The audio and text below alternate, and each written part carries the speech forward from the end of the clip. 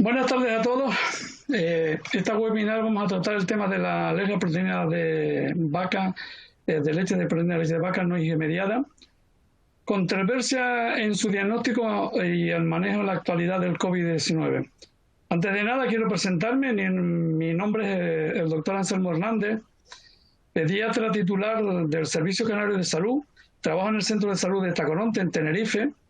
Soy el coordinador del Grupo de Trabajo de Gastroenterología Pediátrica y Problemas Profesionales de la CPEA. Autor de varios artículos y trabajos, entre ellos un documento consenso que se elaboró con las distintas sociedades pediátricas y de alergología y publicados en Anales de Pediatría del año pasado, y es una guía que recomiendo a cualquier pediatra que quiera manejar este tipo de problemas. Quiero dar la bienvenida a todos los que nos siguen de España y desde la otra orilla del Atlántico, en Sudamérica. Agradecer que estén ahí. Además, quiero agradecer a la Sociedad Española de Pediatría Extrahospitalaria y Atención Primaria por invitarme a moderar este webinar, a los laboratorios de Abon Nutrición por el apoyo logístico que lo hace posible. Como ponente tenemos al doctor Antonio Millán Jiménez, profesor contratado doctor vinculado al Hospital Universitario de Valme, Facultad de Medicina de Sevilla, miembro de la Sociedad Española de Gastroenterología, Hepatología y Nutrición Pediátrica y autor de varios artículos y trabajos en revistas nacionales e internacionales, muchos de los cuales están relacionados con el tema que vamos a tratar y, por tanto, estamos hablando de un verdadero experto en este tema. Antes quería darles una pequeña introducción sobre este tema. Decir que la alergia a proteína de leche de vaca no irremediada es una patología frecuente en cuyo manejo están implicados profesionales de distintas áreas, existiendo a día de hoy una gran variabilidad en cuanto a la forma de abordar el diagnóstico, el tratamiento, el seguimiento, la prevención, y que además que este abordaje se ha complicado con el estado de confinamiento impuesto por la pandemia del COVID. Un pediatra de atención primaria o cualquier pediatra tiene que sospechar esta patología cuando un niño es alimentado con leche o incluso con el pecho de su madre y muestra algunos de los síntomas y signos que siguientemente les voy a mencionar, ¿no? Disconfort gástrico, a veces expresado como con reflujo, con cólicos, con estreñimiento pertinaz, con vómitos de repetición, heces con sangre fresca, rechazo de las tomas, anorexia, mal comedor, heces blandas prolongadas. Por lo general son niños que no tienen afectado muy el estado ponderostatural, o si acaso están en percentiles bajos de peso y de talla, pero no patológicos, y pueden tener rasgos no atópicos, pero nos encontramos con unos padres completamente desconcertados y temerosos a la hora de darles de comer al niño, porque se muestra excesivamente irritable nada más ver el biberón o incluso el pecho. Ante esta clínica, el doctor Antonio Millán nos hará un repaso del manejo de la proteína no irremediada, tipos de presentación, diagnóstico, fundamentalmente clínico, tratamiento, la tolerancia en los tipos de en el domicilio, los tipos de hidrolizado y controversias que surgen en la gestión de esta patología. Además, el problema del control y seguimiento con el confinamiento, con la coordinación con los pediatras de atención primaria. Además, el doctor Millán en la charla hará una serie de encuestas para que ustedes contesten de forma rápida y nos pueden ir enviando las preguntas que les vayan surgiendo abajo en la parte inferior del panel. Sin más, doy la palabra a Antonio. Venga, Antonio, tiene la palabra.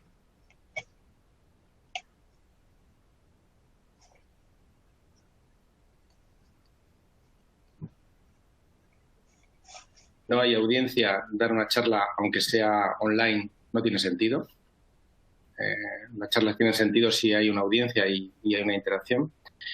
Quiero agradecer a la Sociedad de Pediatría Extrahospitalaria y de Atención Primaria, bueno, pues por todo el soporte que ha proporcionado para que esto pueda ser posible, y sobre todo al Laboratorio Sabot, que contactaron conmigo hace unos días y bueno, se han encargado de poner en marcha todo este mecanismo que hace posible que podamos estar hoy conectados.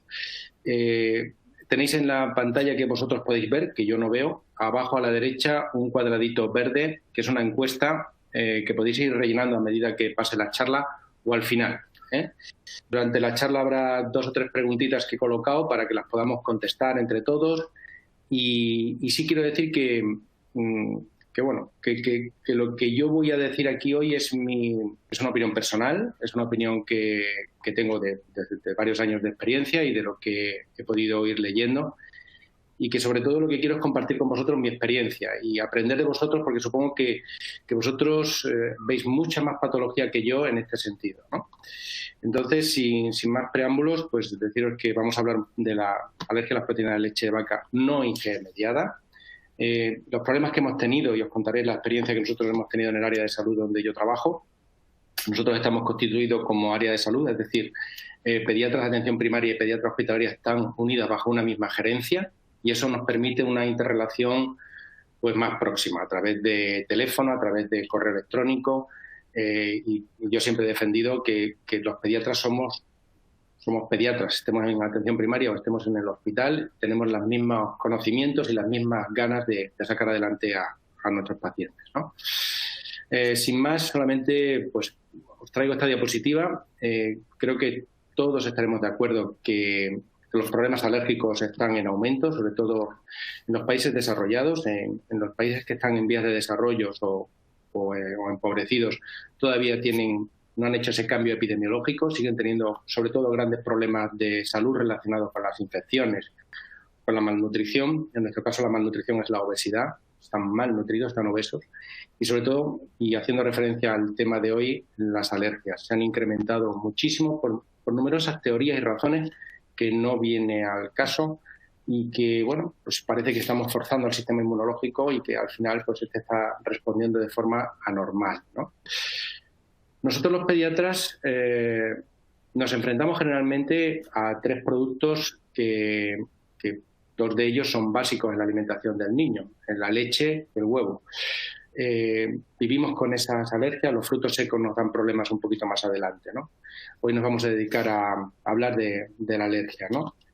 Esta diapositiva me gusta mucho porque pone en su lugar la cuantía del problema, ¿no? En los primeros 2 años de vida, la principal alergia es a la leche de vaca, entre otras cosas porque es el alimento fundamental, principal, prácticamente único en los primeros 5 o 6 meses de vida, y luego el huevo. A medida que va aumentando la edad del niño, la leche va perdiendo protagonismo y nos vamos encontrando con otros alimentos que sí empiezan a preocuparnos, ¿no? Así que vamos a hablar de la leche, vamos a hablar de los problemas que ocasiona y sobre todo cómo manejarla en ese cajón desastre que todos los pediatras siempre tenemos ahí como una luz amarilla que se nos enciende cuando vemos un niño, un lactante con problemas digestivos, y enseguida empezamos a pensar en que puede ser una alergia a la leche de vaca no IgE mediada, que tiene una expresividad bastante compleja, bastante variopinta, y que todos, absolutamente todos los que están hoy aquí conectados han visto alguna vez en su vida. Por lo tanto, es un problema muy frecuente, es un problema que nos preocupa y mucho, y que espero que a lo largo de la charla podamos desgranar un poquito, ¿no? Sobre todo partiendo de la experiencia que todos tenemos, ¿no? ¿Por qué da tantos problemas la leche? Pues yo digo que la leche, en realidad, la leche de vaca, debería dar más problemas de los que da, porque son pues esos antígenos no homólogos, es decir, de otra especie, que obligamos al niño a consumir y a ponerse en contacto con su sistema inmunológico, y que por lo tanto lo más probable es que lo rechace, ¿no? O que se vaya sensibilizando a medida que lo vayamos exponiendo, ¿no?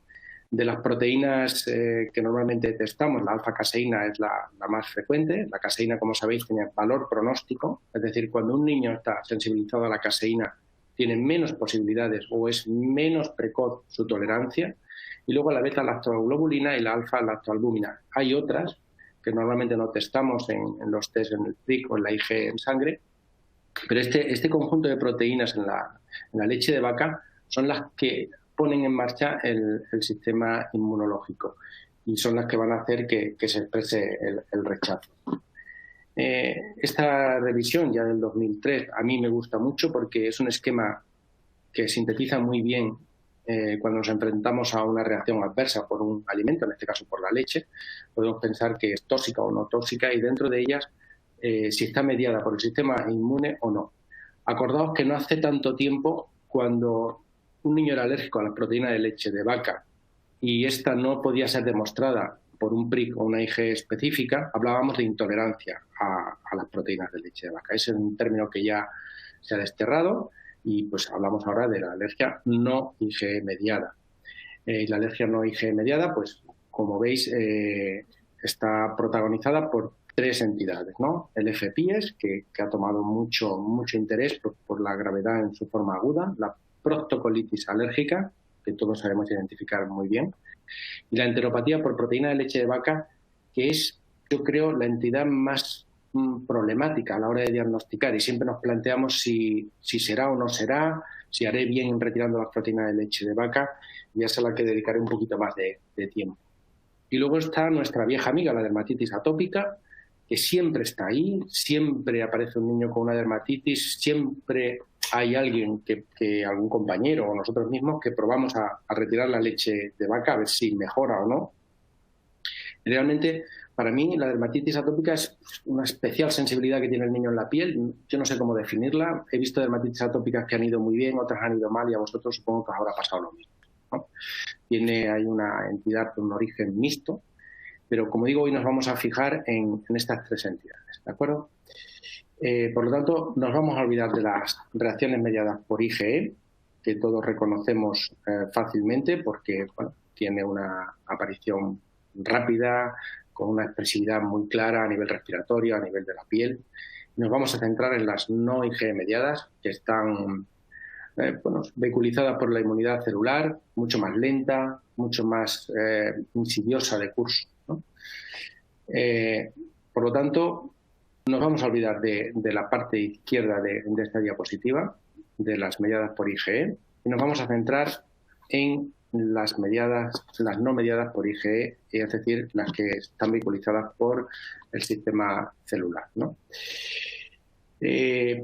Vamos a hablar de estas tres entidades. Yo creo que debemos todos, cuando hacemos un diagnóstico, no poner si es una alergia no IgE mediada, olvidarnos un poquito de ese gran capítulo y, en función de lo que nosotros vemos o lo que hemos visto, cuando comentamos el caso con otro compañero, debemos de ponerle el apellido, ¿no? Esto es una enteropatía por proteína de leche de vaca que se manifiesta por esto o por esto, o sospecho que son FPIES porque se ha comportado así, o creo que es una proctocolitis alérgica, y yo creo que es fundamental que empecemos a clasificar y que empecemos a hablar de cada una de ellas, ¿no?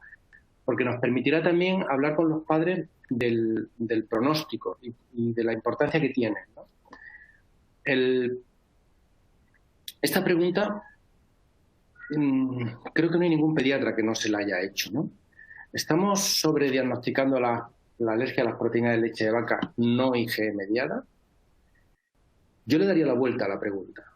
¿Estamos obligando a los niños a tolerar leche de otra especie porque no queremos retirarla o porque no queremos o porque tenemos dificultades para prescribir una leche hidrolizada? O sea, ¿cuál de las dos preguntas sería la más acertada, ¿no?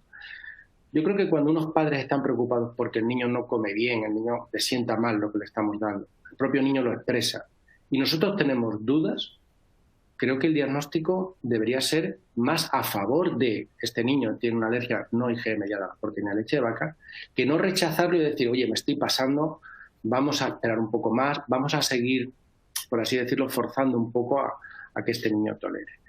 Por eso digo que es una pregunta con doble filo, ¿no?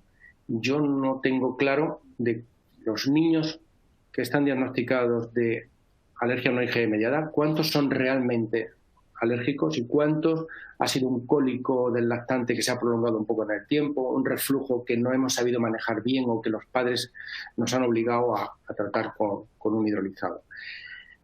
Ahí lo dejo. Yo creo que, como digo, es una pregunta que todos nos hacemos, ¿no? Y que bueno, habrá que valorar y cada uno su experiencia dirá pues no o sí. La charla que hoy estoy compartiendo con vosotros pues la he basado en 2 o 3 documentos fundamentales. Uno de ellos es este que ha comentado antes Anselmo y de que él es partícipe del mismo. Y bueno, está Beatriz Espín, que es una magnífica gastroenteróloga, buena amiga. También está Cristóbal Coronel, otro buen amigo. Es decir, es un documento muy, muy interesante. Yo creo que de lo mejor que se puede leer y os recomiendo sinceramente que lo tengáis a mano. Yo creo que se hizo un esfuerzo tremendo en poner de acuerdo a todas las sociedades que participaron de él, sobre todo la de alergología y asma pediátrica, que siempre estamos un poquito con ellos ahí, oye, ellos son más agresivos, nosotros menos, con las tolerancias y demás. Creo que es un documento importante. Este otro, relacionado con el FPIES, que se publicó en el 2017, también es un texto que os recomiendo. Descubrí esta asociación que me llamó la atención porque está más basada quizás a los padres, ¿no? Al soporte, y nos puede ayudar también a entender este cuadro clínico. Y ya sin más, voy a hablar del primero de ellos, ¿no? La enteropatía inducida por proteína de leche de vaca. Y el título que he puesto es No me engañes. No me engañes porque creo que la enteropatía intenta camuflarse siempre, intenta tener una forma clínica un tanto, como digo, insidiosa, hace que molesta al niño, hace que él no esté cómodo, hace que los padres no se sientan bien con cómo funciona todo. Y creo que tenemos que sospecharla y tenemos que estar pendientes de ella cuando un niño acude a la consulta por problemas digestivos, ¿no? Y os hago esta pregunta, y os animo a contestarla. Es anónima, simplemente para conocer un poquito cuál es vuestra opinión, ¿no? ¿Cuál de las siguientes manifestaciones clínicas cree que es compatible con el diagnóstico de enteropatía inducida por proteínas de leche de vaca? Podéis contestar y a continuación vemos los resultados. No os voy a dejar mucho tiempo porque esto yo creo que es rápido y fácil. Si no contestáis tampoco pasa nada, ya la voy yo comentando. Pero bueno, creo que he recogido ahí pues 3 de los problemas fundamentales que nos hacen pensar en la enteropatía. Bueno, vamos a ver si alguien se animó. Todas ellas. Magnífico. Yo estoy de acuerdo. Estoy de acuerdo con vosotros y creo que la expresividad de la enteropatía va desde un estreñimiento, alternando con diarrea, heces explosivas, el cólico del lactante. A ver, ahí Illingworth ya escribió y describió en un libro maravilloso que se llama El niño normal, el cólico del lactante, al que dedicó 3 o 4 páginas. Y lo describe muy bien. El cólico del lactante que todos conocemos, que no está relacionado con la alergia a las proteínas de leche de vaca, es el cólico vespertino, que dura unas horas, que calma cuando lo ponemos al niño boca abajo, pero el resto del día el niño está bien, ¿no? Y el reflujo. Y sabemos todos distinguir lo que es el reflujo de la enfermedad por reflujo, ¿no? Y bueno, yo creo que cualquiera de ellas nos puede hacer pensar en la enteropatía, ¿no? ¿Cómo las podemos distinguir? Bueno, pues como digo, el reflujo gastroesofágico para nosotros es algo cuasi normal, ¿no? Todos los niños tienen algo de reflujo, todos los niños regurgitan, todos los niños van con babero por ese motivo, es decir, es algo inherente al crío, excepto cuando es muy intenso, cuando se acompaña de fallo de medro, cuando hay rechazo de la alimentación, cuando hay eczema acompañante. Tenemos que pensar que el inductor de ese reflujo pueden ser las proteínas de leche de vaca. El cólico, como digo, el cólico que no se limita a un tiempo por la tarde, que se prolonga más allá del mes y medio, que es cuando más entidad tiene, y que además asocia a eczema o a heces con sangre, vómitos, rechazo. Este niño no va bien y nosotros como pediatras sabemos identificarlo claramente. Este no es un cólico habitual. El estreñimiento.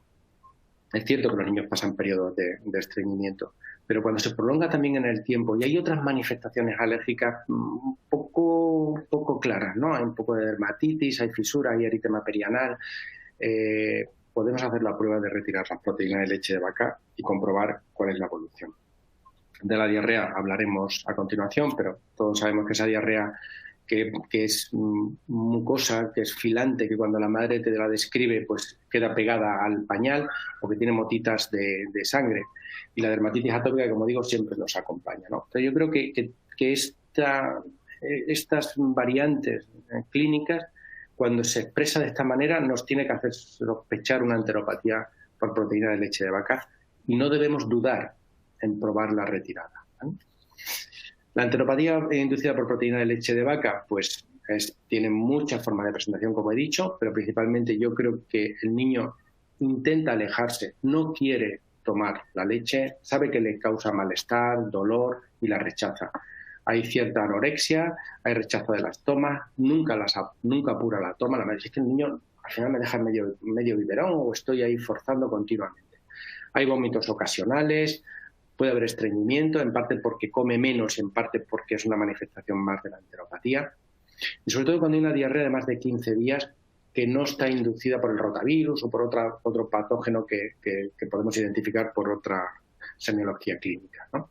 Entonces, si nosotros tenemos esto y además hay fallo de medro, rechazo y se juntan varias, yo creo que hay que retirar las proteínas de leche de vaca y si las volvemos a introducir, vuelve a aparecer. Por lo tanto, la única herramienta que tenemos es la silla. Todo pediatra tiene que tener un cariño especial a la silla. Tenemos que sentarnos con los padres, preguntar, describir muy bien, que nos expliquen qué es lo que ellos notan en su hijo. En segundo lugar, sospechar esta patología. Y en tercer lugar, retirar las proteínas de leche de vaca.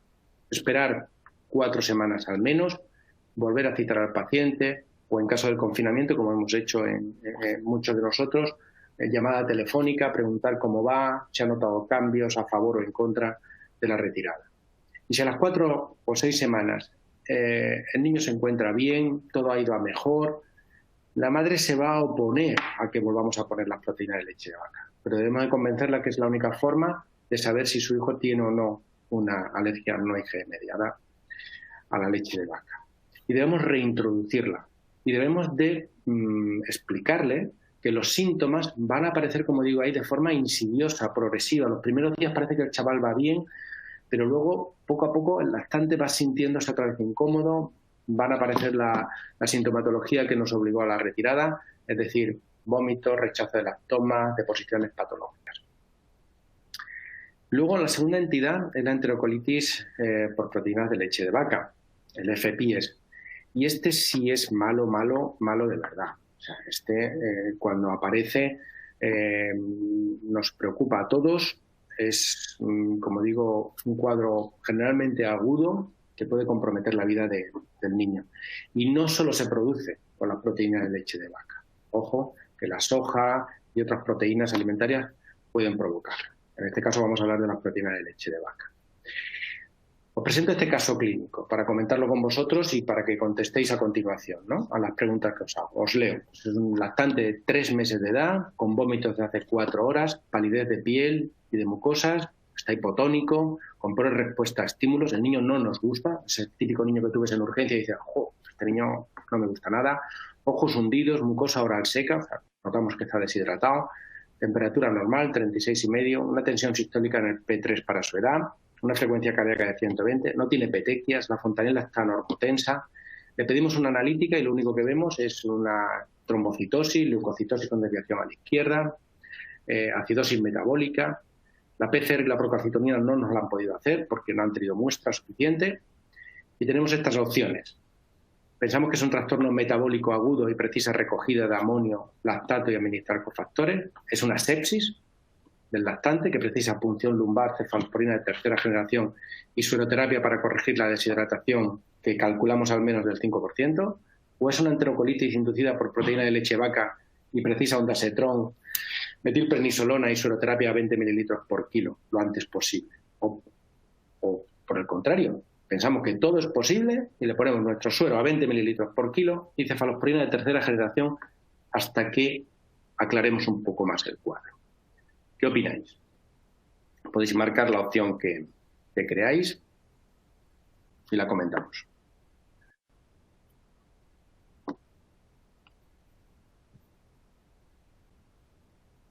No creo que ha salido los resultados de la encuesta. Vale. Bueno, en este caso no ha salido la respuesta, creo que estaba más adelante.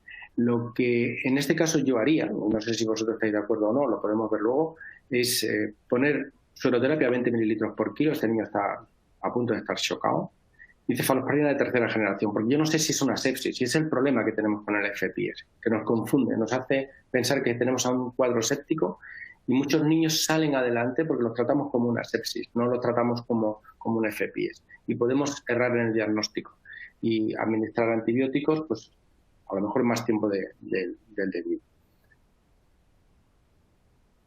Este paper que se publicó en el 2017 también os lo recomiendo, es muy interesante y clasifica muy bien a la enterocolitis por la edad de comienzo, en precoz o tardío, si es antes o después de los 9 meses, si es leve, moderado o severo, cuando necesita ingreso hospitalario, incluso para la UCI, y sueroterapia intravenosa sí o sí. Y en función de la presentación puede ser agudo o crónico. El que estamos acostumbrados a ver es el agudo. El crónico, yo he tenido la suerte o la desgracia de tener un niño con un FPS crónico que tenía un listado de como 60 o 70 consultas en urgencias en los últimos 3 años. Y era cada vez que consumía la leche se ponía malito, no del todo, a veces podían atenderlo en el cuarto de urgencia, otras veces ingresaba, en fin. Hay una forma crónica que está en función de la cantidad de proteínas que ingiere. Y la forma clásica pues es la que la IgE es negativa, no tenemos ningún dato que nos diga que ese alimento es el que lo ocasiona, o IgE positiva, que es bastante raro, ¿no? Como bien podéis sospechar, ¿no? Esta es una clasificación parecida, leve o moderado o severo. La diferencia es que hay una deshidratación grave y que requiere fluidos intravenosos y que además hay una manifestación clínica mucho más grave. No sé si ahora viene otra pregunta que quería comentar con vosotros. ¿Cuál de los siguientes síntomas o signos considera un criterio mayor en el diagnóstico de la enterocolitis inducida por proteínas de leche de vaca? La hipotensión, los vómitos, la deshidratación o la diarrea acuosa abundante. ¿Cuál de estos 4 síntomas o signos consideráis que es el criterio mayor por el que podemos guiarnos para sospechar o diagnosticar una enterocolitis inducida por proteínas de leche de vaca? En este sí que podéis participar, en la anterior era una diapositiva sin opciones. Bien. Bueno, como he comentado antes, el cortejo del FPS agudo en urgencias recuerda a una sepsis y, por lo tanto, vamos a tener todas esas manifestaciones. La hipotensión, los vómitos, la deshidratación y, por supuesto, la diarrea que va a aparecer en las horas siguientes. Pero el criterio mayor son los vómitos. Si no hay vómitos, no podemos diagnosticar una enterocolitis inducida por proteína de leche de vaca. Es cierto que los vómitos van a provocar deshidratación, van a provocar hipotensión, van a provocar una serie de signos y síntomas, pero es el vómito el que nos tiene que hacer sospechar un FPS, ¿vale? Porque los criterios diagnósticos obligan a que haya un criterio mayor y al menos 3 criterios menores relacionados con la ingesta de proteína de leche de vaca, en este caso, o de soja, si estuviéramos sospechando que lo ha inducido la soja, ¿no? Entonces, el criterio mayor es el vómito. El vómito en un periodo que va de 1 hora a 4 horas después de la ingesta de las proteínas de leche de vaca, y no hay otros síntomas clásicos cutáneos o respiratorios que nos hagan pensar en una anafilaxia, es decir, que no completa el cuadro clínico de una IgE mediada. Criterio mayor, los vómitos. Y criterios menores, ¿qué otras cosas tengo que tener para hacer el diagnóstico clínico? Repito, clínico, porque no tenemos un apoyo analítico, ¿no? Pues el niño va a tener una acidosis metabólica, va a estar deshidratado. Pero cualquiera de los que tenéis aquí, 3 de ellos, asociados a los vómitos que no pueden faltar, son los que nos hacen el diagnóstico de FPS agudo. Son 1 o más episodios de vómitos después del que le ha hecho venir a urgencias, vómitos repetidos. Luego estos que a mí son los que más me preocupan siempre que veo un lactante en urgencia, la letargia, la palidez marcada, ese niño que está a punto de chocarse, ese niño que está obnubilado, que responde mal. Obliga a los padres a venir al servicio de urgencia. No es algo que consideren algo banal o algo menor. Bueno, ese niño ha vomitado, pero no está mal. No, no, no. Los padres lo ven mal al niño y deciden venir a urgencias por ese motivo. Necesita soporte intravenoso de líquidos, porque si yo no le pongo un suero, ese niño va a ir a peor en las siguientes horas.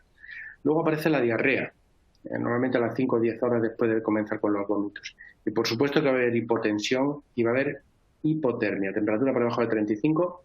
No solemos dejarlo porque sabéis que los cuartos de urgencia enseguida los niños pues los manejamos relativamente bien, ¿no?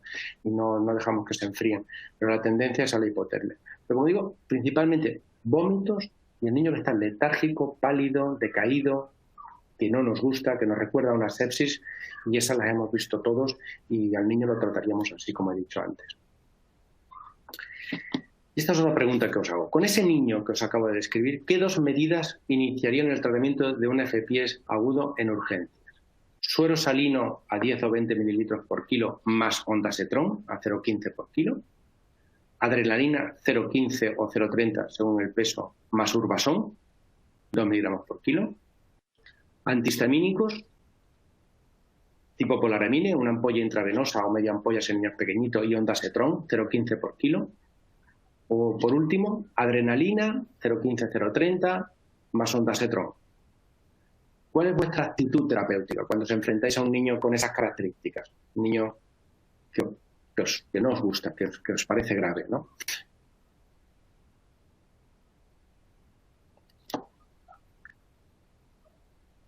Bien, esto es lo que debemos hacer. O sea, el tratamiento es sueroterapia intravenosa. Y si tiene más de 6 meses, el ondansetron. Cortar los vómitos y permitir la rehidratación oral para que el chico pueda salir cuanto antes de esta situación, ¿no? O sea, suero, suero, suero, suero. Y si tenemos dudas o hay algún tipo de reacción que os recuerda a la anafilaxia, pues por supuesto la adrenalina y el corticoide los tenéis que tener ahí a mano. Pero sobre todo el suero, y si tiene más de 6 meses, ondansetron.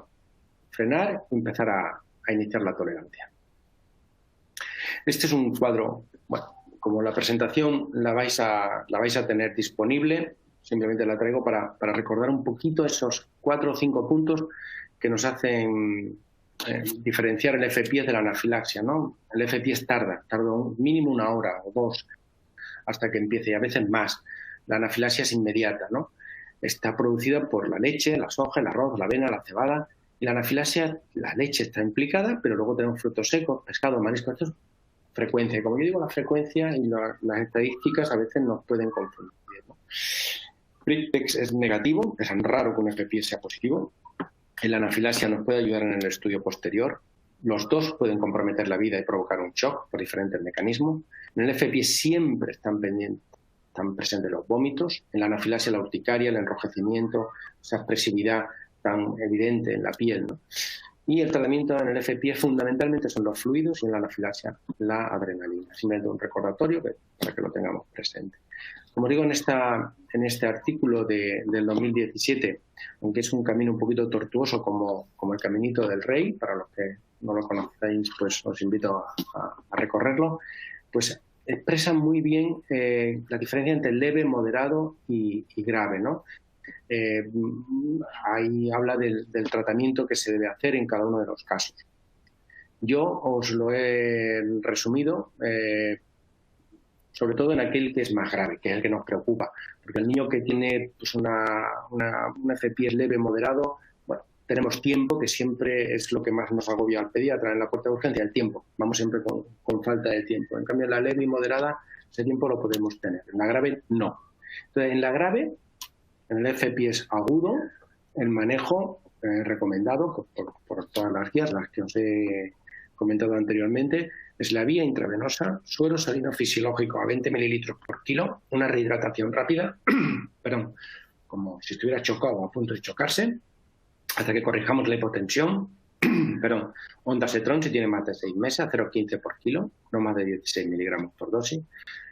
La metilprednisolona, 1 miligramo por kilo, máximo 60-80 miligramos. una analítica, que sepamos a lo que nos enfrentamos, gasometría de iones, y corregir en función del resultado, pues si hace falta poner bicarbonato o reponer iones.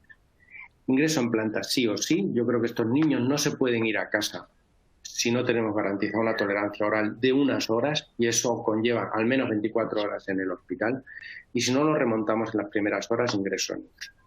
Este es un resumen de los artículos que os he comentado y que, bueno, pues he intentado hacerlo lo más pragmático posible. El FPIES crónico, como he dicho antes, sí existe y depende de la cantidad de proteínas, la frecuencia con la que las toma, la cantidad, y generalmente pues provoca vómitos. Siempre están los vómitos, pueden ser progresivos o pueden frenarse y el niño volver a tolerar poco a poco cuando es una forma moderada. Suele haber diarrea o alteraciones en las deposiciones más blandas, líquidas en las horas o días siguientes a la ingesta, y como digo, depende de las veces que lo tome y la cantidad que tome para que pueda presentarse de una forma u otra. Existe, es raro. Yo he visto uno o dos, no he visto más, o por lo menos no he sido capaz de diagnosticarlo. Cuidado, porque esto todo tiene un contexto clínico que vosotros lo veis más a menudo que yo en el hospital. Cuando me llega un niño con una historia, bueno, pues vale, pero si el compañero que está en atención primaria lo sospecha, oye, mira, yo pienso esto y tal, sin problema, intentamos enfocarlo entre los dos, ¿no? Y el tercer cuadro es la proctocolitis alérgica. Y he puesto ahí un faro en rojo porque creo que todos la hemos visto o la hemos identificado en alguna ocasión con facilidad, ¿no? Pues es un cuadro bastante claro, ¿no? Es necesaria la provocación siempre, la retirada y luego la introducción. Y como ha dicho Anselmo al principio, pues la proctocolitis inducida, pues lo único que vamos a ver o que es más evidente es una sangre roja fresca en las heces de un lactante sano. Y eso nos tiene que hacer pensar siempre en la proctocolitis inducida por proteína de leche de vaca. Y de las dos formas en las que puede estar alimentado el niño, personalmente, yo no sé si vosotros compartís conmigo esta opinión, la mayoría de las que yo he diagnosticado son niños alimentados al pecho materno. Que la madre de repente pues, empieza a ver sangre en las heces y bueno, pues el diagnóstico se confirma retirando las proteínas de leche de vaca de la madre, ¿no? Por supuesto que los alimentados con fórmula adaptada pues también, pero en mi caso los que más he visto son alimentados al pecho con la madre un consumo normal o moderado de leche de vaca en forma de queso, yogur, etcétera. Todo es leche, ¿eh? No solo lo que toma el niño en biberón, que muchas veces nos obsesionamos en meter tantos mililitros de biberón al día a un niño que ya está tomando yogur, que ya toma queso, y todo eso tenemos que contabilizarlo también. No hay fallo de medro, no hay afectación del estado general, y los coprocultivos que solemos pedir o que se suelen pedir con frecuencia son negativos, porque vemos sangre, a veces la madre nos confunde, parece que hay moco, bueno, pues vamos a ver si hay algún patógeno, siempre son negativos, ¿no? Y el manejo es retirada de las proteínas de leche de vaca. A la madre se está alimentándolo al pecho y el niño pasarlo a un hidrolizado. Y ver qué pasa a las 4 semanas. Vigilar la aparición de los síntomas tras la prueba de provocación. Como digo, todo esto en el confinamiento ha sido complicado. Ha sido complicado porque el manejo requiere de una explicación que la madre a veces por teléfono no nos lo permite. Y no nos permite, sobre todo si el niño está bien después de la retirada o si ella se ha retirado la leche de su dieta, decirle, oye, vamos a introducirla de nuevo. A veces yo creo, y al final pues haré un pequeño resumen, creo que durante el confinamiento yo personalmente he sido muy tolerante en no provocar, en no hacer cambios, porque la situación creo que no lo permitía, ¿no? En este caso yo creo que lo importante sí era retirar la proteína de leche de vaca y ya veremos cuándo la introducimos, sobre todo si no tenemos esa proximidad de la consulta presencial. ¿Cómo podemos gradar o decir qué tipo de importancia tiene la alergia no IgE mediada? Este estudio del 2019 me pareció interesante, no son muchos casos, pero hacía una clasificación clínica en aquellos de grado 1, 2 o 3, lo llaman leve, moderado o severo.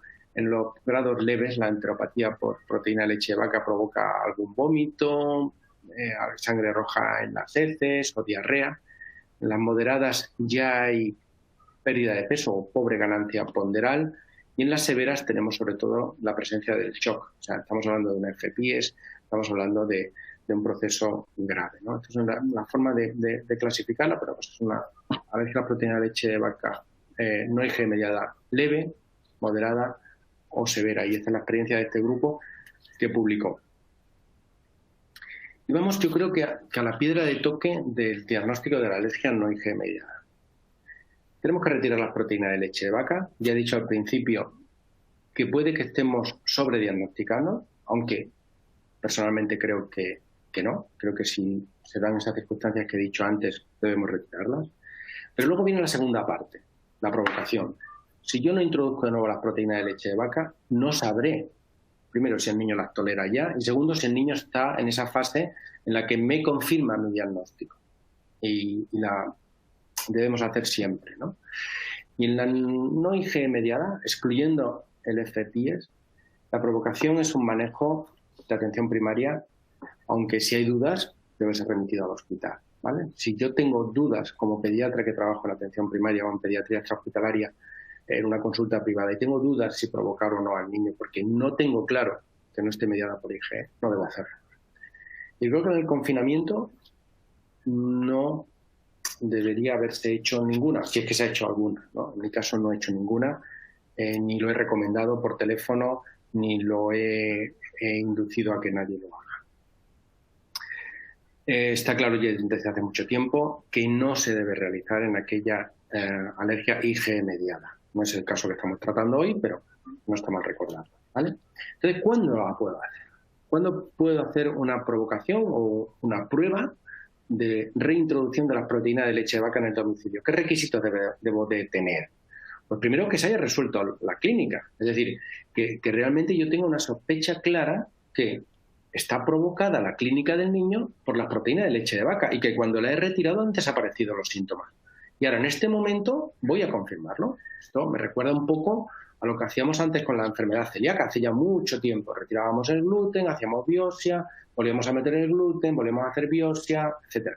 Bueno, pues aquí no hacemos biopsia, obviamente, pero me recuerda aquello, ¿no? O sea, ya estoy casi convencido de que son las proteínas de leche de vaca porque su retirada me ha resuelto el caso y ahora lo vuelvo a introducir para ver qué ocurre.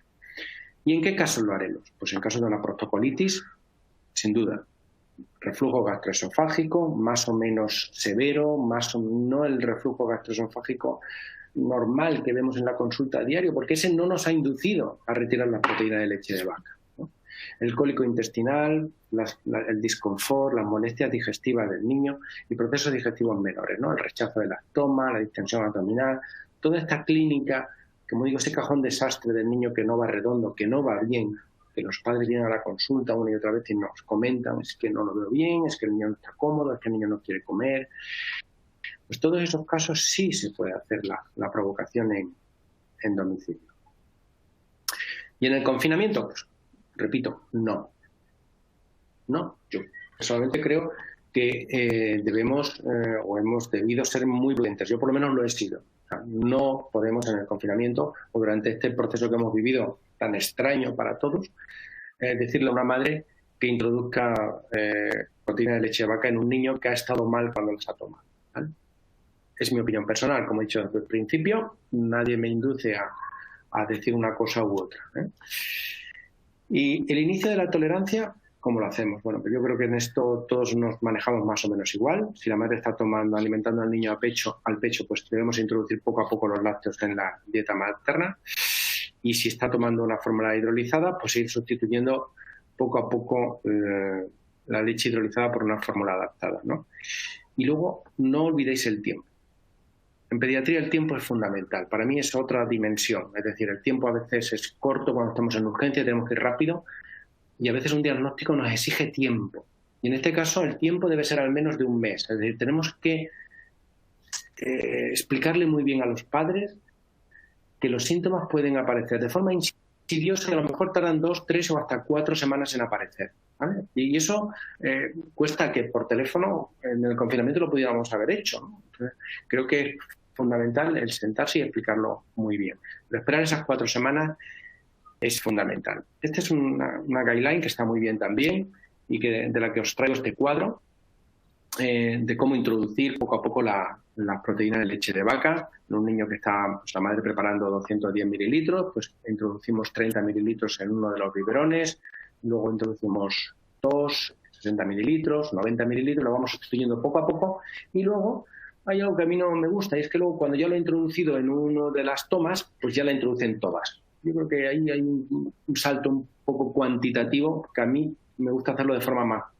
más progresiva, más lenta, ¿no? Pero bueno, eso es lo que recomienda y aquí lo traigo yo en mi caso. Lo que hago es introducir un cacito de fórmula adaptada durante unos días, 2, 3, y luego lo voy introduciendo en todas las tomas, pero no de forma brusca. Cuando lo he introducido en una de las tomas, no lo hago así, lo hago en todas y poco a poco. Este es un esquema un poquito complejo que, bueno, lo traigo a colación simplemente para relacionar un poquito cómo se hace el manejo. A mí me gusta mucho cómo lo describió Beatriz Espín y los colaboradores, Anselmo, Cristóbal Coronel, compañeros que hicieron esta publicación, que como digo, me parece una piedra angular para el manejo de la alergia no IgE mediada a las proteínas de leche de vaca. Yo creo que esto es lo que hago en la consulta. Es decir, si el niño ya es mayorcito, el niño ya tiene 7, 8 meses y puede tomar algún producto horneado por la madre, casero, que lleve leche, pues lo introduzco ahí, o el yogur. Si es más pequeño, pues hacemos la introducción en el biberón, sustituyendo poco a poco, como he dicho antes. Pero si el niño ya es más mayorcito y me permite introducir el yogur por encima de los 8 o 9 meses, el queso fresco, pues lo hago así. Y siempre empezamos con los horneados. Y los horneados, ¿por qué? Porque, como todos sabéis, nosotros podemos tener una alergia a unos epitopos lineales. Y esto nos tendríamos que ir ya a, pues, o sea, cuando estudiábamos medicina, ¿no? La estructura de las proteínas, ¿no? La estructura lineal, que luego se va enrollando y forma la estructura terciaria y luego la cuaternaria. Pues cuando nosotros tenemos unos epitopos, cuando confluyen tridimensionalmente y nuestro anticuerpo es capaz de reconocerlo como antígeno, pues esa estructura nosotros la rompemos por calentamiento. Entonces hay muchos niños, y en el mundo anglosajón hablan de alergia a las proteínas de leche de vaca cruda o a las proteínas de leche de vaca cocinada. Casi, yo diría que no me atrevo a decir un porcentaje, muchos de ellos cuando calentamos la leche, la horneamos a 180 grados para hacer un pastel o una galleta, cambiamos estos epitopos, cambiamos la estructura de la proteína y el niño la tolera. Y luego vamos poco a poco introduciendo la leche normal, no cocinada, ¿vale? No debe hacerse una prueba de provocación. Esto da mucho miedito. En las formas clínicas graves, no, por favor, hacer nunca una provocación en domicilio. El FPI es prohibido, 100%. Esto lo tenía en rojo, ha salido en blanco, pero en rojo porque para mí es algo que yo tengo claro y que me gusta compartir con vosotros. Si hay una sospecha clínica de un mecanismo mediado por IgE, o sea, yo no tengo prick en la consulta, yo creo que esto es una no IgE mediada, pero no lo he podido demostrar, no le he sacado análisis, en fin, si lo sospechas, no lo hagas, ¿vale? Yo creo que los pediatras tenemos un deber máximo, que es la protección del menor, siempre, y luego lo demás, ¿no? Y si hay una prueba IgE específica positiva, pues claro que no, ¿vale? Y en el confinamiento, pues no, lo siento. Si hay que prolongar el hidrolizado, se prolonga, y de eso hablaré ahora a continuación, ¿de acuerdo? Pero no podemos acelerar por intentar quitar el hidrolizado. Esto es como lo hacemos nosotros en el hospital cuando hemos tenido una FPI o hemos tenido una situación grave, pues lo hacemos con un consentimiento y con esta metodología que, como digo, vais a tener en la presentación, no me voy a detener mucho aquí. ¿Qué tratamiento tenemos? Pues la dieta de exclusión. Yo creo que esto es obvio, ¿no? En la madre quitar las proteínas de leche de vaca y en el niño que está con una fórmula, pues poner un hidrolizado de caseína o de seroproteínas, lactosa sí, lactosa no, de esto podemos hablar luego si queréis. Fórmula hidrolizada a base de proteínas de arroz. No usemos la soja en menores de 6 meses, no, por favor. Y cuidado con las bebidas de soja. A ver, damos por hecho que una madre o un padre entienden que una bebida de soja es algo bueno para su hijo. No tiene nada que ver una bebida de soja del supermercado con una fórmula a base de soja o de proteínas de soja que se meten en la fórmula. No tiene nada que ver nutricionalmente, ni por seguridad, ni por nada de nada. Y luego tenemos la fórmula elemental, que si no funciona en la extensamente hidrolizada o es un FPS, pues usaremos de primera mano, ¿no? La dieta de exclusión, y si el niño tolera algún alimento que tiene trazas o que está cocinado, o pues no lo retiramos. Si el niño está bien, no tiene ningún problema. Y luego esto es algo que siempre hemos hecho, ¿no? Renole de ternera. Yo no he encontrado ninguna publicación que me diga que no lo hagamos. No he visto publicado nada que me diga que no podamos introducir la ternera cuando corresponda en un niño con una alergia no IgE mediada a proteína de leche de vaca. Y no olvides esto, hay madres que están más de un año lactando al niño sin tomar un suplemento de vitamina D3 y calcio, y a la que le hemos privado de tomar lácteos. Esto no se nos puede olvidar. Cuando retiremos los lácteos de una madre, por favor, poner siempre el suplemento de calcio. Esto es una pequeña comparativa de los hidrolizados, de las fórmulas extensamente hidrolizadas que hay en el mercado español. No todas son iguales. No todas son iguales. Yo recomiendo que tengáis a mano varias, con lactosa, sin lactosa, con mayor o menor contenido de MCTs, fundamental. Bueno, pues el MCT está muy bien. Es decir, es un niño que viene a la consulta con un cierto grado de pérdida de peso, no de desnutrición, pero con una pobre ganancia. El MCT en la fórmula nos va a ayudar a recuperarlo pronto. Pero cuidado, el MCT no lleva ácidos grasos esenciales, ¿vale? O sea, que no nos pasemos en el contenido. Luego, como podéis ver, todas son muy seguras. Todas tienen por debajo de 3.000 Dalton, excepto esta que está aquí, que tiene por encima de 3.000 Dalton. Ya sabéis que la norma dice por debajo de 5.000 Dalton y que el 90% de los niños en los que se pruebe la fórmula la toleren sin problemas. Eso es lo único que se le exige, ¿no? Y que luego sea testada por alguna de referencia. ¿Qué pronóstico tiene? Bueno, pues yo creo que el pronóstico lo vemos todos los días en la consulta. La mayoría de los niños que tienen una proctocolitis pues van a tolerar antes del año o al año. Aquellos que tienen una enteropatía pues van a estar entre el año y los 3 años. Y el FPS, pues la horquilla se amplía hasta los 5 años. ¿Y quién no tiene en la consulta niños que no toleran en la leche de vaca porque reaparecen los síntomas con más de 5 años? Yo tengo algunos. Pero la mayoría, para darle una indicación a los padres, va a ser esta, ¿no? Que una enterocolitis pues, antes del año está tolerando. Los demás, pues, antes de los 2 años, no se preocupe, que yo creo que va a ir funcionando bien en la enteropatía. Y el FPS, entre que no probamos pronto, por el miedo que nos provoca inducir una nueva crisis, y damos un poco más de tiempo, pues a veces se nos va más allá de lo esperado, ¿no? En cuanto al pronóstico. Y ya voy terminando. En la no IgE, pues el diagnóstico es clínico. Nos tenemos que apoyar en nuestra certeza clínica, en nuestra experiencia, en lo que sospechamos, y si lo sospechamos, adelante, ¿vale? Las 3 formas clínicas que tenemos que empezar a manejar por su nombre y que debemos asentarlas en el diagnóstico, porque, como digo, nos va a permitir hacer un manejo y un pronóstico y una explicación clara a los padres de lo que le pasa al niño. La exclusión de las proteínas de la dieta y la provocación son la piedra angular del diagnóstico y de la evolución y del final del proceso. Y la provocación puede, yo diría, debe hacerse en el medio extrahospitalario en las circunstancias que he comentado antes, o las que yo pienso que se puede hacer o se debe hacer para evitar hospitalismo y que el manejo se haga de una forma global por el pediatra que lleva al niño desde el principio. Y en la forma aguda de FPS, pues hay que tenerla presente, hay que tener claro que puede comprometer la vida y que debemos identificarla, y que nos va a confundir y que nos va a hacer pensar que el niño tiene una sepsis. El manejo también lo va a sacar adelante si es un FPS, pero que tenemos que tenerla presente. Se diagnostican pocos FPS en la puerta de urgencia. Yo creo que hay más de los que se están diciendo.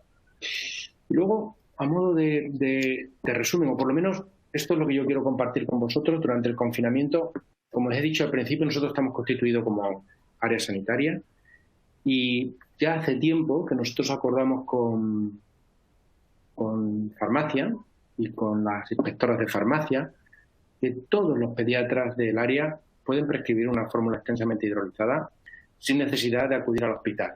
O sea, si un pediatra de atención primaria sospecha que este niño tiene una alergia a la proteína de leche de vaca, no IgE o IgE mediada, debe poder prescribir un hidrolizado sin restricciones. Al menos durante un tiempo, 2-3 meses, hasta que el niño sea valorado en el hospital o él pueda hacer la prueba de retirada y provocación. Y durante el confinamiento esto lo hemos afianzado, es decir, por favor, no limitéis la prescripción de hidrolizados porque podemos tener un problema, ¿no? Luego, posponer la introducción de la fórmula íntegra.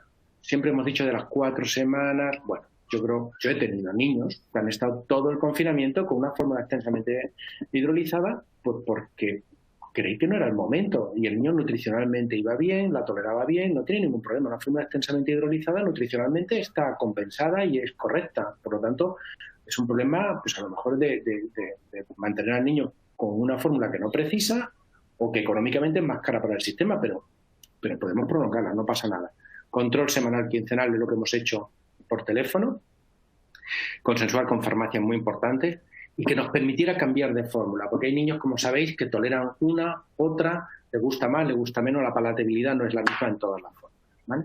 Y eso pues debe ser también flexible por parte del visato. Bueno, esto es lo que yo os quería comentar, daros las gracias porque hoy es verano, hace un calor tremendo, es una hora muy taurina y agradeceros vuestra presencia. Muchas gracias.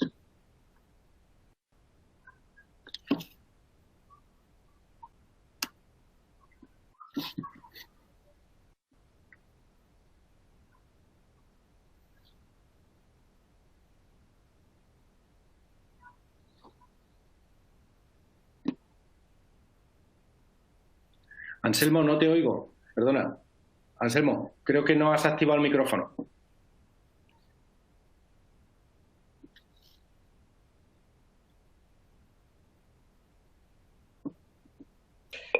Antonio, ¿se me oye ahora, no?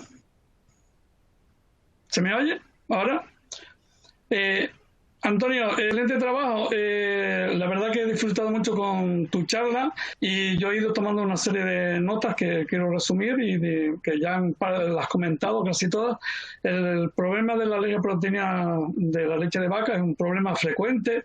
Lo llega a sospechar el 12% de los padres en algún momento y se confirma en el 2%. Lo que has dicho, que la historia clínica detallada, la prueba de exclusión y provocación son las herramientas que tenemos para diagnosticar este problema, que la primera prueba de exclusión sirve para sospechar la alergia a la no IgE mediada y que la segunda es de certeza, la prueba de provocación, que la dieta de exclusión debe ponerse hasta que desaparezca la clínica, no debe prolongarse más de las 6 semanas para evitar, desde luego sin tener una prueba de certeza, de provocación.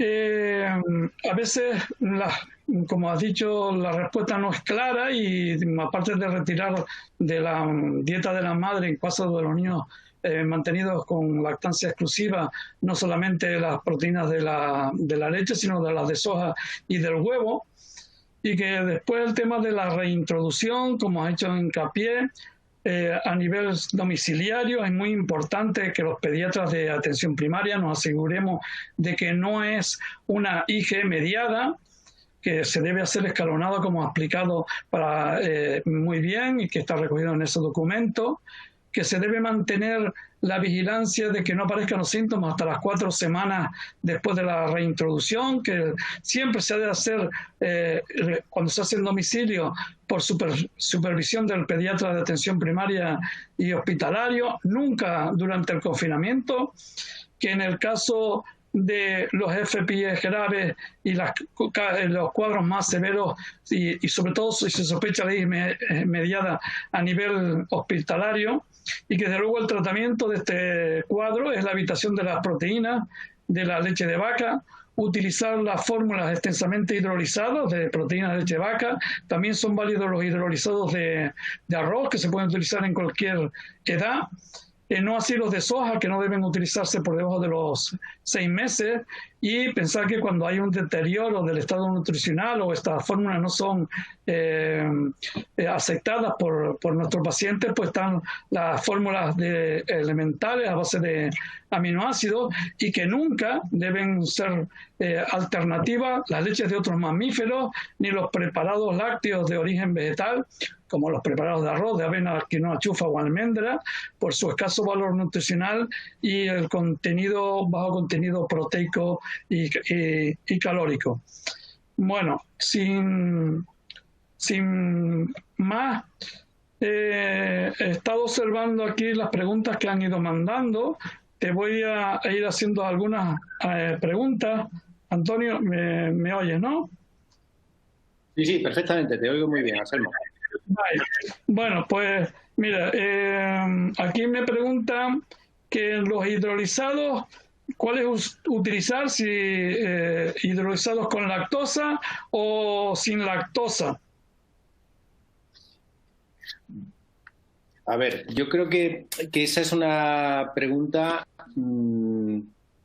para mí muy interesante. O sea, yo siempre me pregunto si puedo o no poner lactosa en la fórmula.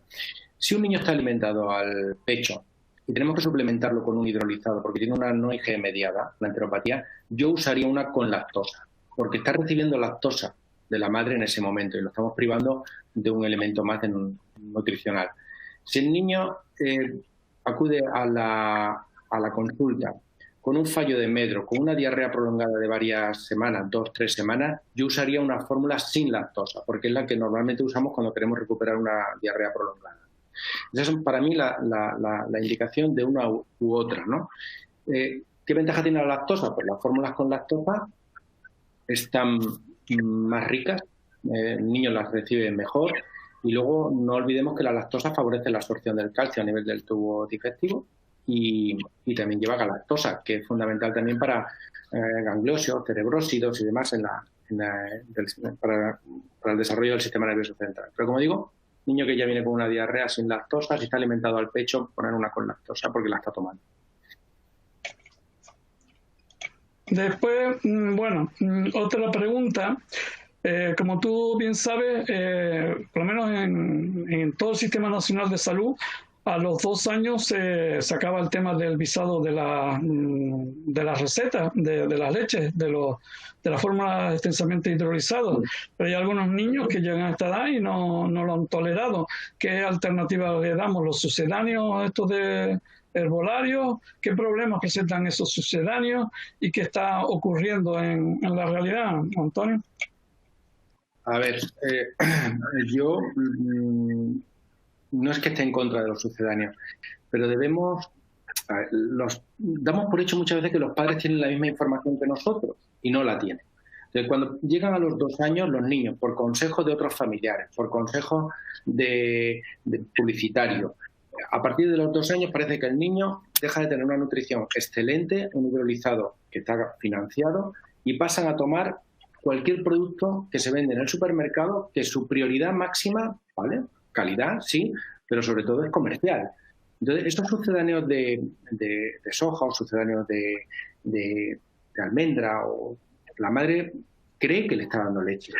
La madre piensa que le está dando leche. No, yo es que le doy leche de soja. No, mire usted, la soja no produce leche. La soja, pues, es un vegetal al que... Bueno, la leche de soja que se produce, que se vende en la farmacia, es un alimento completo. El que venden en el supermercado, no. ¿Y qué ocurre? Pues que tiene una cantidad de calorías, tiene una cantidad de azúcares, tiene una cantidad de saborizantes, estabilizantes, etcétera, etcétera, etcétera, que no tienen nada que ver con la nutrición de un niño de 2 años. Entonces, debemos intentar explicar eso a los padres y decirles que, bueno, si quieren darle un vaso o un yogur de soja porque así consiguen meter la tostada o consiguen meter otro tipo, me parece bien, pero que no confundan el sucedáneo con leche de calidad como la que le ha estado dando hasta hace 2 años. Yo creo que eso es un papel que tenemos que tener en cuenta los pediatras. Otra pregunta que surge por aquí es ¿por qué no dar fórmulas elementales desde el inicio? ¿Y qué problemas hay para recomendarlas? Porque, bueno, es un tiro un poco a todo, ¿no? Sí. A ver, yo personalmente no manejo mucha fórmula elemental y explico por qué. La fórmula elemental es un producto químico, es un producto sintetizado en el laboratorio desde la A a la Z, o sea, no tiene origen animal ni vegetal. Por lo tanto, como bien dice Anselmo, es un tiro seguro. O sea, yo pongo una elemental y va a funcionar sí o sí, independientemente de que la palatabilidad no es correcta, en fin, bueno, no. Pero hay algunos artículos que cuestionan la ausencia de péptidos en la fórmula como inductores del crecimiento. Hay un artículo muy bonito, ¿no? Si queréis luego lo envío, en el que se hizo una prueba en preadolescentes en los que se le administraba suplementos de caseína o de proteínas séricas. Unos estimulaban la IGF-1, la caseína, y las proteínas séricas inducían una mayor salida de insulina. Ambos son fundamentales para el crecimiento. Y ha habido debate y ha habido varios artículos que cuestionaban la ausencia de péptidos de diferente tamaño en una fórmula como esa falta de estímulo para el crecimiento.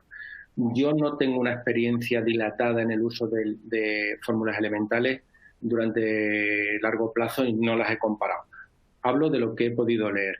Yo creo que la elemental tiene su sitio, una FPI grave, un niño que no funciona con una extensamente hidrolizada, o un niño que tiene un intestino corto, un niño que hay que recuperar sí o sí porque tiene una desnutrición severa, tienen su sitio. Pero yo creo que no debemos abusar de ellas ni debemos hacer como bien has dicho tú y que muchas veces, pues, oye, mira, antes se decía pon cefotaxima a todo el mundo que no se te va a morir de una infección. ¿No? Yo creo que no debemos usar la elemental como algo global, sino seleccionar a quién debemos poner. Otra pregunta que me hacen por aquí es el uso de la calprotectina fecal en el estudio de estos cuadros y esto nos lleva a confusión con otras enteropatías. ¿Y qué opinas tú en el diagnóstico de la calprotectina fecal? Bueno, yo tengo una pelea casi a diario con la calprotectina.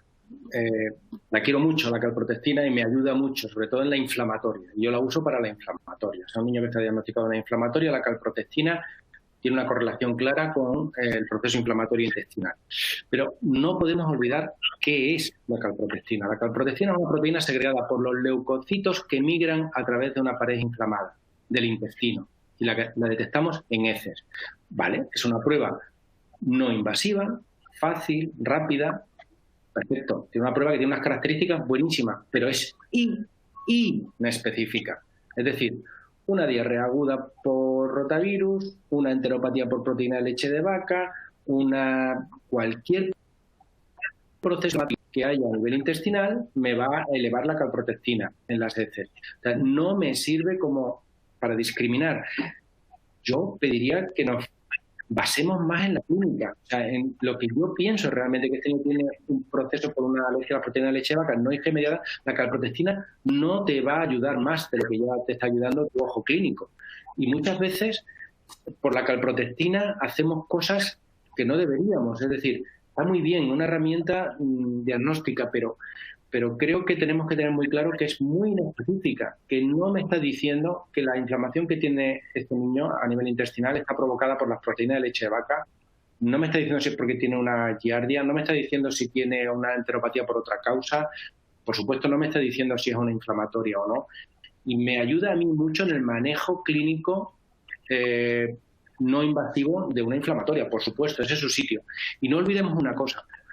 El intestino del niño no es maduro, madura a lo largo de los primeros años de vida. Y hay un trabajo muy bonito que se publicó, creo que en el JPGN, sobre niveles de calprotectina, y también, si queréis, os lo envío. La calprotectina por encima de 50 solo es válida en niños mayores de 4 o 5 años. En los lactantes y en niños menores de 2 años podemos tener calprotectina de 200, de 300, y es normal, porque es permeable a los leucocitos y los leucocitos están generando calprotectina. Entonces, por favor, no usemos la calprotectina si no tenemos en cuenta estos parámetros que digo, inespecífica, y que en niños menores de 2 años podemos tener valores que para un adulto son patológicos, pero para ese niño no. Vale. Mira, otra de las preguntas que me hacen por aquí es el asociar los probióticos, ahora pues estamos de boga y lo utilizamos en muchas cosas, y entonces las asociaciones de los hidrolizados, de las fórmulas hidrolizadas con probióticos, si mejoran o las recomiendas para mejorar la tolerancia, acelerar la tolerancia, ¿no? A ver, me alegra que me haga esta pregunta, porque los probióticos, como bien dices, Anselmo, están en todos lados. Entonces, una cosa que sirve para todo, habría que plantearse para qué sirve, sí, uno, para qué tipo de probiótico y qué cantidad de probiótico y cuánto tiempo lo tenemos que usar. Yo esas 4 preguntas me las hago siempre que veo un probiótico. ¿Para qué sirve? ¿Qué tipo de probiótico? ¿Cuánto tiempo y en qué cantidad? Porque eso lo uso para antibióticos, para otro tipo de cosas. Con el probiótico no. Como no hace daño, patapam. Bueno, hay un nicho que es ahora las fórmulas hidrolizadas con probiótico o ambos. Ya en el 2003 se publicó un artículo que decía que no mejoraban la tolerancia. Luego, creo que fue en el 2008, en el 2010, un trabajo que se publicó en Italia, muy bonito también, muy bien elaborado, que decía que aceleraba la tolerancia. O sea, una fórmula, la misma fórmula con probióticos y sin probióticos, pues los niños que tomaban la fórmula con probióticos, pues se conseguía la tolerancia en un menor tiempo. Primero, no conozco ningún pediatra que vaya probando la tolerancia mes a mes para decidir cuándo quita o pone una fórmula. Por lo tanto, normalmente todos tenemos un manejo clínico que pensamos cuándo vamos a introducir la fórmula. Como digo, no hay mucha evidencia científica. Hay algunas explicaciones que intentan decirnos por qué aquellos niños con probióticos van mejor en una fórmula extensamente hidrolizada. Y las razones son que mejora la flora intestinal, mejora la madurez intestinal, el enterocito se encuentra más cómodo. Parece que disminuye la interleuquina 10, que es un proinflamatorio, y por lo tanto vamos a bajar la inflamación intestinal. Mejora la interleuquina 8, que parece que también es beneficiosa como antiinflamatorio. Pero aparte de esa mejora de la flora y de un poquito de mejoría en la inflamación o de los factores inflamatorios, yo creo que queda mucho camino por recorrer en eso. Creo que daño no hace, que lo he dicho al principio, pero no sé hasta qué punto enriquece tanto o qué factores qué está proporcionando. Otra pregunta que también me hacen es ¿qué opinas tú de lo que comentamos que no se debe hacer? Que todo el mundo siempre lo pregunta, el introducir la leche de cabra o la leche de oveja en lugar por cuando se te acaba el visado. A ver, personalmente prefiero que introduzcas una leche de cabra si la tolera el niño, antes que un sucedáneo de los que hemos hablado antes, por supuesto. Una leche de origen animal que bueno, va a proporcionar aminoácidos esenciales, bien, perfecto. No hay que olvidar que a veces hay sensibilización cruzada a través de la caseína, de la alfa-caseína, que comparte diferentes especies. Yo no digo que no, me parece mejor que los sucedáneos, eso de entrada. Pero, por favor, si la recomendáis, hacerlo poco a poco, hacer una introducción progresiva, como hemos dicho, como si estuvieras introduciendo una fórmula adaptada después de retirar la hidrolizada. Vamos a hacerlo poco a poco, vamos a esperar esas 4 o 6 semanas porque podemos encontrarnos con una enteropatía inducida también por esas proteínas de origen animal, aunque sean diferentes al de la vaca, por esa sensibilización cruzada. Pero de entrada me parecen perfectas, no tengo nada que decir en contra. Bueno, ya el tiempo se nos está echando encima y una última pregunta. Vamos a ver la preguntita. Me preguntan por aquí que el doble ciego, ¿no? Los padres, pues a veces por cuestiones económicas te dicen que el niño no tolerado para que sigas pisando la receta y que como si no sería más adecuada crear un doble ciego cuando hace la provocación en domicilio, ¿no? Hombre, es un problema, y más en la situación social y económica que vivimos. Y bueno, yo personalmente tengo un área muy amplia en la que hay personas con recursos económicos normales y recursos económicos limitados, incluso hay tráfico de hidrolizado, también lo conozco y lo sé. Es un problema, pero ¿por qué no hacemos la pregunta a la inversa? Si un padre es capaz de engañar para seguir utilizando el hidrolizado porque no puede pagar una fórmula adaptada, ¿no sería mejor dejarlo con el hidrolizado? ¿O arriesgarnos a que el padre luego le dé un sucedáneo más barato porque no ha podido pagar una fórmula adaptada de farmacia? No lo sé. Yo creo que cuando alguien te dice que no lo ha tolerado en domicilio y que el niño ha vuelto a tener síntomas, bueno, podemos darle otra oportunidad. Puede ser verdad. ¿Por qué no esperar un par de meses y volver a intentarlo? Y si vuelve a pasar, pues a lo mejor hay que ingresar al niño y ver qué pasa o hacer un seguimiento más estrecho. Pero preguntémonos por qué nos está mintiendo el padre. A lo mejor porque luego no es capaz de darle una alimentación adecuada al niño porque no la puede pagar. Entonces, bueno, oye, vamos a plantearnos las cosas desde los dos puntos de vista, no solo por el engaño del padre. Vale, bueno, aquí quedan muchas preguntas, pero el tiempo se nos está echando encima y ya hemos pasado más de una hora con la webinar. Entonces yo creo que agradecer a todos ustedes lo que a esta hora de la tarde han preferido estar ahí detrás oyéndonos. Esperamos haberles aportado algo que contribuya a la mejor atención de los niños con afectos con este problema, que sin duda, desde luego, yo he aprendido muchísimo de Antonio y me ha encantado su charla, y no es por hacerle coba, porque yo no tengo por qué hacerle coba, pero me ha encantado y me ha parecido muy práctica. Y bueno, ya de antemano, pues también, Antonio, agradecerte esa estupenda ponencia. Y otra cosa que muchas veces no se tiene en cuenta, el tiempo que se dedica a esto, sacándolo a nuestras familias, ¿no?